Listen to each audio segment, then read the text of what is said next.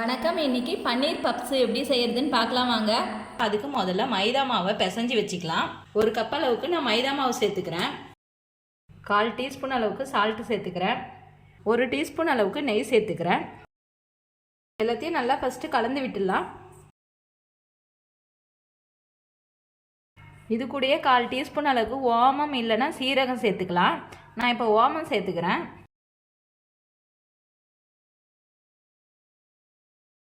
நல்லா மிக்ஸ் பண்ணி விட்டுட்டு கொஞ்சம் கொஞ்சமாக தண்ணி சேர்த்து பிசைஞ்சிக்கலாம்.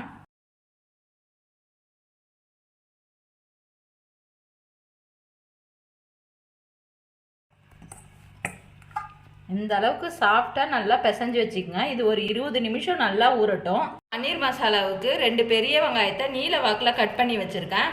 100 கிராம் அளவுக்கு பன்னீர் வச்சுருக்கேன். 1/2 டீஸ்பூன் அளவுக்கு கரம் மசாலா, 1/4 டீஸ்பூன் அளவுக்கு சீரகம், 1/4 டீஸ்பூன் அளவுக்கு தனி மிளகாய் தூள். இப்போ இந்த மசாலாவை ரெடி பண்ணிக்கலாம்.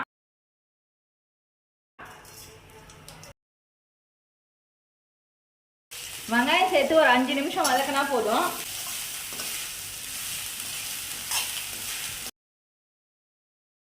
கால் டீஸ்பூன் அளவுக்கு சால்ட்டு சேர்த்துக்கிறேன்.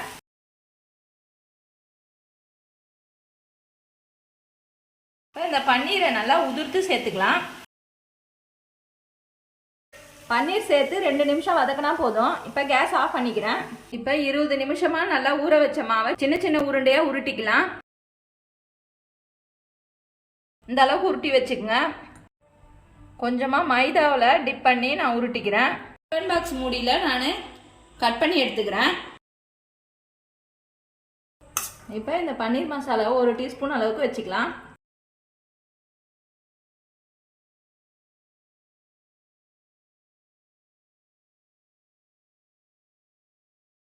இப்போ இந்த மாதிரி மடித்து எல்லாத்தையும் ரெடி பண்ணி வச்சுக்கலாம். இந்த அளவுக்கு திரட்டி வச்சதெல்லாம் எண்ணெயில் போட்டு பொரிச்சு எடுத்துக்கலாம். மிதமான சூட்டில் இருக்க எண்ணெயில் பொரிச்சுக்கலாம்.